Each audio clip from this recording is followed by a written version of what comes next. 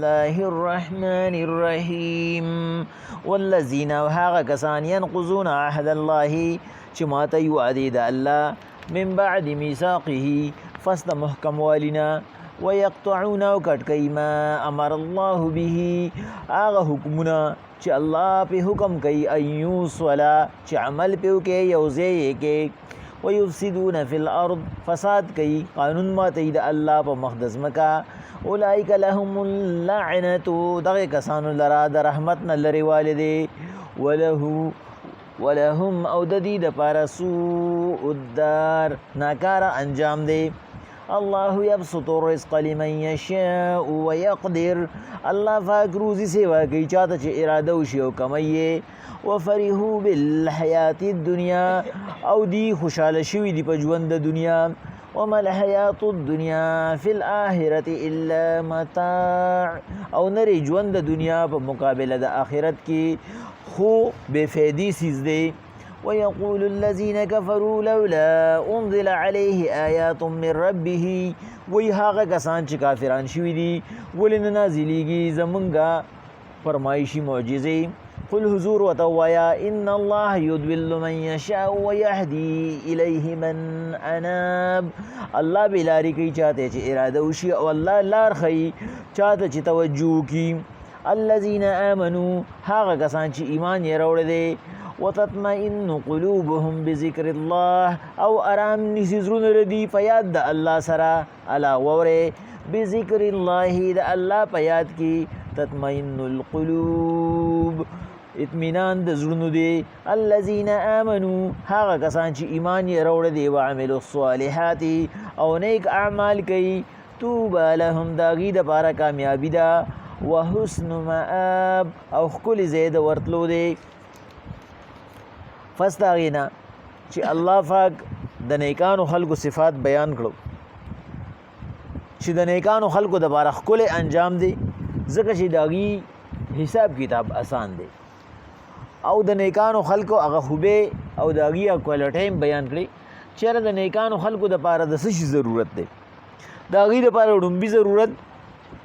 هغه د ایمان دی او دویم ضرورت هغه د صلات دی او دریم ضرورت هغه د زکات دی او سلورم ضرورت الله پاک د حقوق العباد ذکر کړو اوس الله پاک وی حقوق العباد کی عهد او وعده راځي دا د حقوق العباد سره تعلق ساتي الله وی هو الذين ينقضون عهد الله خو هغه کسان چې اغي ماتي دا عهد د الله دا وعده د الله من بعد ميثاقه پس تقولنا ويقطعون ما امر الله به ان يوصل او کټکی اغي هغه احکامات او هغه رشته او هغه تعلق چې الله وی دا مګټ کوي ويفسدون في الارض او اغي فساد کوي په مقدس مکه یعنی د زمکه قانون مادي اولئک لهم اللعنه دا غي د پر لعنت د لعنت معنی د الله د رحم نه بلري ولهم سوء الدار او دا غي د پر ناکار انجام دي الله د هغه خلکو بیان کینن چې هغه د الله پاک نافرمانه او ګناګار بندګان دي او چې هغه فاسقان دي په ګناګار او په فاسق کې فرق داري چې ګناګار هغه دي چې هغه په جهالت سره یعنی په ناپوهي کې د الله د حکم خلاف ورزي کوي او فاسق هغه سړی دی چې هغه سره د پوي نه کوي هغه عزت او بابو بسم الله به معاف کړي نه هغه ته فاسق وي فسق هغه کار ته وي چې یو سړی د کست کوي چې وته پدې چې ردي انجام څنګه دی هغه کار کوي نه هغه ته فاسق او هغه کار ته فسق وي الله پاک وی پیغمبر علیه الصلاۃ والسلام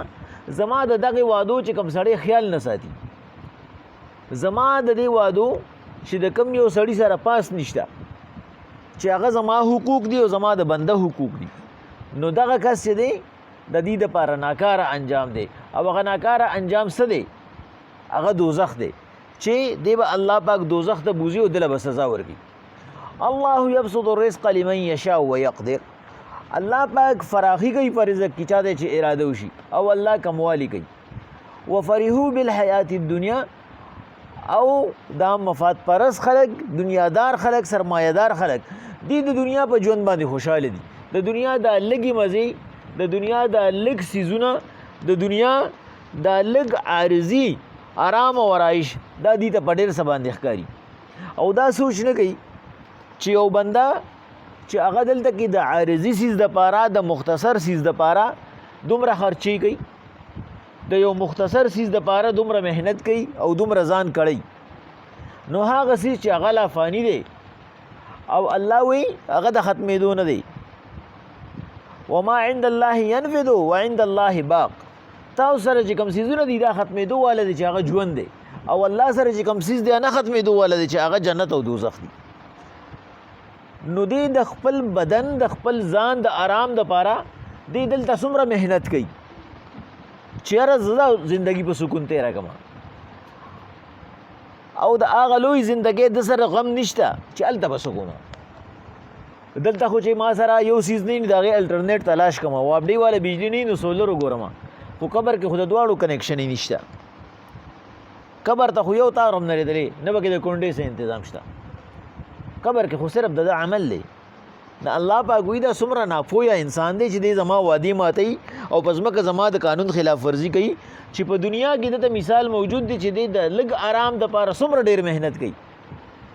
او د اخرت د آرام د سره غم نشته مقصد داري الله پاک وی کله بل تکذبون بالدین د په اخرت باندې ایمان نشته کچری په اخرت د ایمان وی د بدا چل نه کولی خود د په اخرت ایمان نشته د هغه ایمان د نرولو په سبب باندې د هغه یقین د نګولو په سبب باندې د اغلوی زندګي د پاره ځان لا آرام او راحت او فراخي نه لټي الله پاک وی حالانکه ومل حیات الدنیا فی الاخرته الا متاع نری دا ژوند د دنیا په مقابله د آخرت کې خو فضول سیز دی په دې متاع یو خپل معنی چې کومه ده هغه امام رازی سے په تفسیر کبیر کې نقل کړی دا چې اورز ابو الليث سمرقندی رحمه الله هغه د متاع په معنی پسې ګرځیدو چیر دا متاع څه ته وایي ځکه چې ځینې مفسرین وایي دا متاع چې کوم دی دا عارضی سیز دی ځینې وایي دا متاع چې کوم دی دا مختصر خوشاله ته وایي ځینې وایي دا متاع هغه کپړه د چې زنانه د خپل چې کوم دی د چوټې په ټیم کې استعمالي نه هغه وایي ابو الليث سمرقندی رحمه الله راغی او مکې ته راغی چیرې دا عربیان چې کوم دي چې کوم اهل زبانی اغي ته خو پته نو چې دلته زه تاسو کوم نو یو کلی ته راغی الته کې چې کوم دینو یو سپې دی دا په خله کې چې کوم دینو هغه تندور کې چې کوم صافي خلک وي دغه صافي د ور سره په خله کې نسلې د منډي وخی چې د پاغي کې د تندور نه یو نوړې پاتې شوی دا ایو ابه ور پسې دا او هغه ورته چې وی زما متاع واپس کا زما متاع واپس کا دی وته وی دا متاع څه شه دی او ته وی دا زما د صافي ده کنه دا چې په تندور سپا کوم دا فضول سیز وته پدی وی چې هغه کپڑا چې هغه ناپاکه کپڑا ده نه الله دی دنیا ته ناپاکه کپڑا ولي وی زکه چې د دنیا کې په دمانه امتحانات سیوا دي د چې الله سره رشتہ جوړ نه کړه الله یې اون پیجندو تعلق یې جوړ نه کو نو دی په متاع کې دی دغه نشي کولی په متاع کې فرق نشي کولی چې متاع څه شي دی د پاره پسې لګېدل دي د دنیا ژوندۍ ته الله پاک متاع زګه وي چې دا چې کله دی د الله د احکاماتو مطابق تیر نه کینو د دې نه فائدہ اوچته نه کړه ويقول الذين كفروا وي هغه کسان چې کافران شوي دي لولا انزل عليه آیات من ربي ولن نازلېږي د الله تر طرف نه زمونږ فرمایشي معجزه سوا عبد الله ابن امیہ دا یو کافرو هغه پیغمبر علیه الصلاۃ والسلام ته وی حضور زمونږ د کروندېز مګي لګی دي الله ته وایي چې د احد د غرت نه روستو راخ کی چې موږ ته ازمکه فراخ شي چې موږ پاکستان لکر کرونده کو بس موږ به ایمان وروړو یا د هوا ته وایي چې لکه د سليمان علیه السلام په شانتي موږ له چکرې راځي د دلته نم شام ته بوزي د شام نم یمن ته بوزي دا سفر غډيري وګديري موږ سره دوره ټایم شته نه موږ به پتا ایمان وروړو دا قسم سوالونه کول یا وته وایا چې موږ له د احد د غر د سرو کی نو که زمونږ د احد د غر د سرو شو بس موږ پتا ایمان وروړو موږ څه ضرورت پیښ نشي الله با کوئی پیغمبر علیه الصلاۃ والسلام دی ته وایا چې دا تاسو چې سمای نو په دې باندې الله د چا هدایت او په دې باندې د چا لار نه نصیب کړي دا لار او هدایت په توفیق او په طلب ملاويږي چې ستا توفیق او طلب نه نو کته دا ټول ازمکه د سرو ډګ شي ایمان ستانه نصیب کیږي دا ایمان دا د دنیا په عارضی سيزونو باندې نه ملاويږي دا د زړه می ودا دا د زړه تعلق دی قل وتوایا ان الله يضل من يشاء ويهدي اليه من اناب الله پاک چې چاته اراده وشي بیلاری کینو هغه ته تل شل معجزې موخه کاغه ته د احد غر هغه راخي او د دنیا تر بل سره راخي هغه ایمان نه وروړي ويهدي الیه من اناب او لار خي هغه چاته چې توجه لوري چې هغه توجه غواړي چې هغه وي چې خدای پاک ته مال توجه راکړي په ما باندې خپل رحم وکړي نو الله پاک هغه باندې رحم کوي الله پاک هغه له توجه ورکوي نو هغه ته بیا د سرو سپینو ضرورت نه الذين آمنوا وتطمئن قلوبهم بذكر الله